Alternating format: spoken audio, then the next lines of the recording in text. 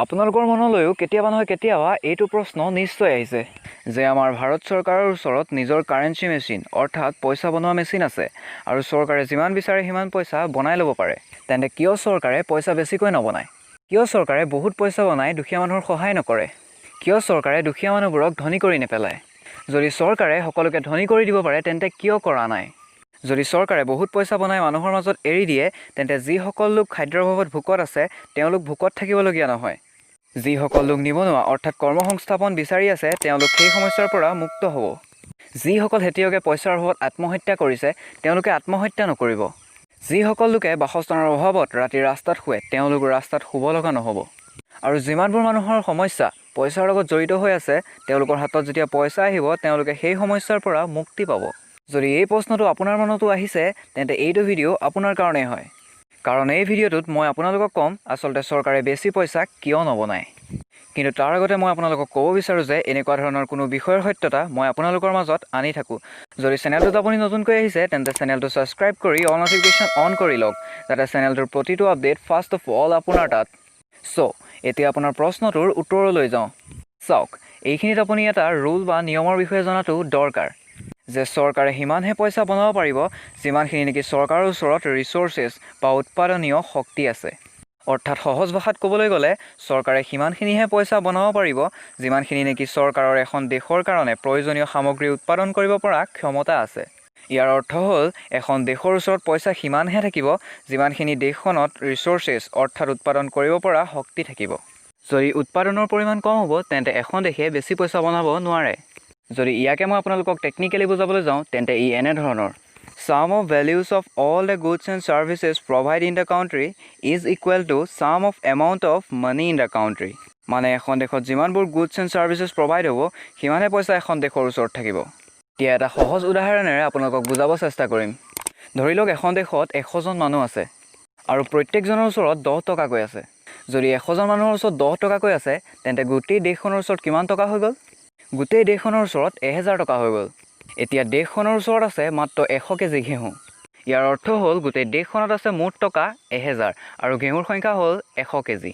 যদি মানুহে ঘেঁহু কিনিব বিচাৰে তেন্তে ঘেঁহুৰ দাম কেনেকৈ ওলাব? এতিয়া 1000 টকা টোটেল এমাউণ্ট ডিভাইড বাই আমাৰ ওচৰত ৰিচ'ৰ্চেছ কিমান আছে। ইয়াৰ দ্বাৰা এইটো গম পোৱা যাব যে প্ৰতি কিলো উৎপাদনীয় সামগ্ৰীৰ দাম অৰ্থাৎ ঘেঁহুৰ দাম কিমান হ'ব। গতিকে প্ৰতি কিলো ঘেঁহুৰ দাম হ'ব 1000 ডিভাইড বাই 100 অৰ্থাৎ 10 টকা প্ৰতি কিলো ঘেঁহুৰ দাম। এতিয়া চৰকাৰে কি কৰিলে? বহুত পইচা বনাই দিলে আৰু দেশৰ 100জন মানুহৰ মাজত বিলাই দিলে। এতিয়া যিজন মানুহৰ ওচৰত আগতে 10 টকা আছিল এতিয়া সেইজন মানুহৰ ওচৰত 1000 টকা আহি গ'ল। প্ৰতিজন মানুহৰ ওচৰত 1000 টকাকৈ থাকিলে গোটেই দেশখনৰ ওচৰত কিমান টকা থাকিব? এতিয়া আপুনি ক'ব 1 লাখ টকা থাকিব। কিন্তু যেতিয়া তেওঁলোক ঘেঁহু কিনিবলৈ যাব ঘেঁহুটো আগৰ সমানেই আছে, ৰিচ'ৰ্চেছটো সিমানেই। এতিয়া কি হ'ব? এতিয়া ঘেঁহুৰ দাম বঢ়াব লাগিব। এতিয়া 1 লাখ ডিভাইডেড বাই 100 হ'ব। যাৰ অৰ্থ হ'ল য'ত নেকি আগতে 1 কিলো ঘেঁহুৰ দাম 10 টকা আছিল এতিয়া তাত 1000 টকা হৈ যাব। আপুনি এনেদৰে ধৰি লওক চৰকাৰে বহুত পইচা বনাই আপোনাক 1 কৰোৰ টকা দি দিলে। চবকে 1 কৰোৰ টকা দি দিলে। এতিয়া আপোনালোক চবেই এখন হোণ্ডা চিটি কাৰ কিনিবলৈ গ'ল। কিন্তু হোণ্ডা চিটি গাড়ীৰ উৎপাদন হৈছে মাত্ৰ 100খন আৰু কিনিবলৈ আহিছে বহুত মানুহ। এতিয়া কি হ'ব? যিখন গাড়ীৰ দাম আগতে 10-12 লাখ টকা আছিল সেইখন গাড়ীৰ দাম বাঢ়ি 30-40-50 লাখ টকা পৰ্যন্ত হৈ যাব। কাৰণ এতিয়া মানুহৰ ওচৰত পইচা বেছি আছে আৰু মানুহে বেছিকৈ পইচা দিব পাৰিব। কিন্তু ইয়াৰ দ্বাৰা কোনো পৰিৱৰ্তন নাহিব। কাৰণ প্ৰয়োজনীয় বস্তুৰ দাম বাঢ়ি গ'লে পইচা বাঢ়ি যোৱাৰ কোনো উপকাৰিতাই নহ'ব। ইয়াকে আমি ইনফ্লেশ্যন বা বস্তুৰ দাম বঢ়া বুলি কওঁ। যদি চৰকাৰে বহুত পইচা বনাই দেশৰ ইকনমিত এৰি দিয়ে তেন্তে বস্তুৰ দাম হঠাৎ বাঢ়ি যাব আৰু এয়া লাহে লাহে প্ৰতি বছৰে হৈ আছে। কিন্তু এবাৰতে যদি বহুত পইচা বনাই দিয়ে তেন্তে হঠাৎ বস্তুৰ দাম বাঢ়ি যাব, যিয়ে দেশৰ ইকনমিত কোনো ভাল পৰিৱৰ্তন নানিব। বৰঞ্চ ইয়াৰ দ্বাৰা ডিভেলুৱেশ্যন অফ মানি অৰ্থাৎ দেশৰ কাৰেন্সিৰ মূল্যহীন হৈ পৰাৰ সম্ভাৱনা থাকে, যিয়ে দেশৰ অৰ্থনীতিত গুৰুত্বপূৰ্ণ আঘাত সানিব পাৰে। আপোনালোকে জানে চাগে 1947 চনত আমাৰ দেশ স্বাধীন হোৱাৰ সময়ত আমাৰ এটকাৰ মূল্য $1 সমান আছিল, অৰ্থাৎ 1 ৰুপিজ ইকুৱেল টু $1। কিন্তু এতিয়া $1 মূল্য 75 টকা পৰ্যন্ত হৈ গ'ল, অৰ্থাৎ $1 ইকুৱেল টু 75 ৰুপিজ। ইয়াৰ দ্বাৰা এইটো প্ৰমাণিত হয় যে আমাৰ দেশৰ কাৰেন্সি অৰ্থাৎ ইণ্ডিয়ান ৰুপিজ ডেফিনেটলি ডিভেলুৱেশ্যনৰ সন্মুখীন হৈছে। বেলেগ দেশৰ কাৰেন্সিৰ তুলনাত আমাৰ দেশৰ কাৰেন্সিৰ মূল্য কম হৈ পৰিছে। এইবোৰ বহুত ৰিচ'ৰ্চেছ বা উৎপাদনৰ ওপৰত নিৰ্ভৰ কৰে, বহুবোৰ ফেক্টৰ্ছৰ ওপৰত নিৰ্ভৰ কৰে। কিন্তু আপুনি বুজি পাব লাগিব যে চৰকাৰে যদি বহু বেছি পইচা প্ৰিণ্ট কৰি দিয়ে তেন্তে আমাৰ দেশৰ কাৰেন্সি আৰু বহু বেছি ডিভেলুৱেশ্যন হৈ যাব, যিটো একেবাৰে ঠিক নহয়। আজিলৈকে এনেকুৱা কোনো দেশে কৰা নাই নেকি? হয়, আপোনালোকক ক'ব বিচাৰোঁ যে জিম্বাবৱেৰ প্ৰেছিডেণ্টে দেশবাসীক উন্নত কৰিবৰ কাৰণে, দেশখনক উন্নত কৰিবৰ কাৰণে বহু বেছি পইচা প্ৰিণ্ট কৰি নিজৰ দেশৰ মানুহৰ মাজত বিলাই দিছিল। কিন্তু প্ৰকৃততে হ'ল কি? যেতিয়া মানুহৰ ওচৰত বহুত বেছি পইচা আহি গ'ল, তেতিয়া তেওঁলোকে এটা ব্ৰেড কিনিবৰ কাৰণে বহুত বেছি পইচা আদায় কৰিবলগীয়া হৈছিল। আৰু এয়া হোৱাৰ মুখ্য কাৰণ আছিল কাৰেঞ্চিৰ ডিভেলুৱেশ্যন, অৰ্থাৎ মুদ্ৰাৰ মূল্যহীনতা। এতিয়া আপুনি ধাৰণা কৰিব পাৰে যে কাৰেঞ্চিৰ ডিভেলুৱেশ্যন, অৰ্থাৎ মুদ্ৰাৰ মূল্যহীনতা কিমান এটা ডাঙৰ সমস্যা হ'ব পাৰে। তেওঁলোকৰ দেশৰ কাৰেঞ্চিৰ ইমান বেছি ডিভেলুৱেশ্যন হৈ গ'ল যে শেষত তেওঁলোকৰ কাৰেঞ্চিৰ কোনো মূল্যই নাথাকিল। তাৰ পাছত তেওঁলোকৰ চৰকাৰক কোৱা হ'ল যে আপোনালোকৰ কাৰেঞ্চিৰ কোনো ভেলিউ নাই।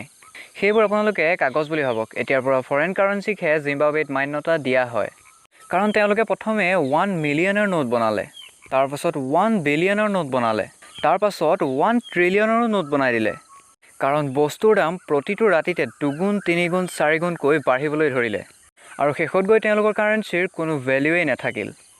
আপোনালোকক ক'ব বিচাৰোঁ যে আপোনালোকৰ হাতত যিখন কাৰেঞ্চি বা নোট আছে তাৰ নিজৰ আচলতে একো ভেলিউৱেই নাই। চৰকাৰে আগতেও যেনেদৰে 500,000 টকীয়া নোট বন্ধ কৰিছে, আপুনি বুজি পাইছে যে পিচ অফ ফেয়াৰৰ আচলতে একো ভেলিউৱেই নাই। এই ভেলু এক ধৰণৰ ক্ৰাউড চাইক'লজিৰ ওপৰত নিৰ্ভৰ কৰে যে ক্ৰাউডে তাক কি ভেলু দিয়ে। যদি কাইলৈ 2000 টকীয়া নোট বন্ধ হৈ যায়, তেন্তে সেই 2000 টকীয়াটোৰ একো ভেলুৱেই নাথাকিব। আজি আপুনি 2000 টকাটোৰে কেইটামান বস্তু কিনিব পাৰিব, কাৰণ মানুহে তাৰ মূল্য বুজি পায়। এয়া ক্ৰাউড চাইক'লজি হয়। কিন্তু 2000 টকীয়াটোৰ নিজৰ একো ভেলু নাই। যদি আপুনি জানে যে যিবোৰ ৰিয়েল ৰিচ'ৰ্চেছ হয়, যেনে আপোনাৰ pieces of metal, gold, silver, সেইবোৰৰ নিজৰ ভেলিউ আছে।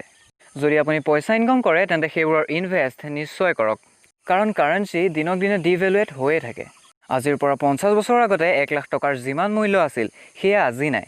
তেতিয়া 1 লাখ টকাত বহুত বেছি ৰিচ'ৰ্চেছ পোৱা গৈছিল, আজি সিমান নাপায়। আৰু আজিৰ পৰা 50 বছৰৰ পাছত 1 লাখ টকাৰ যিমান ভেলু আজি আছে, সেয়া নাথাকিব। কাৰণ ইনফ্লেশ্যন দিনক দিনে বাঢ়ি গৈ আছে। আপুনি বুজি পাব লাগিব যে যদি আপুনি পইচা ইনকম কৰে, তেন্তে ইনকম কৰি যাওক। যিখিনি পইচা আপুনি ইনকম কৰি আছে, সেইখিনি পইচা ইনকম কৰাৰ ওপৰত ধ্যান দিয়ক। বেছিভাগ মানুহে তেওঁলোকৰ পইচা ছেভ কৰিবলৈ গৈ সেয়া হেৰুৱাই পেলায়। আজিৰ মানুহৰ এটা মানসিকতা হৈ গ'ল যে এটা ক্ৰাউড চাইক'লজি হৈ গ'ল যে আমাৰ ওচৰত যিখিনি পইচা আছে, সেইখিনি আমি সাৱধানে বচাই ৰাখিব লাগিব, সেইখিনি ছেভ কৰি ৰাখিব লাগিব।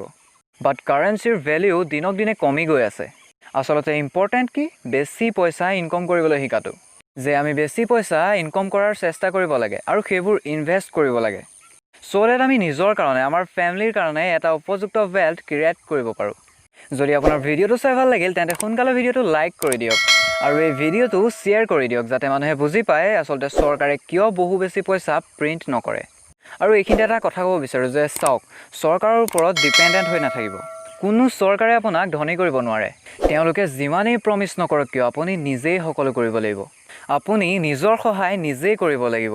যদি আপুনি এইটো ভাবি ৰখি আছে যে কোনো চৰকাৰে আহি আমাক হেল্প কৰিব, কোনোবা বেলেগে আহি আমাক সহায় কৰিব, এনেকুৱা কেতিয়াও নহয়। আমি নিজে নিজে শিকিব লাগিব। আমি নিজে বিজনেছ বিল্ড কৰিবলৈ শিকিব লাগিব। With this I will and up this video' নাও।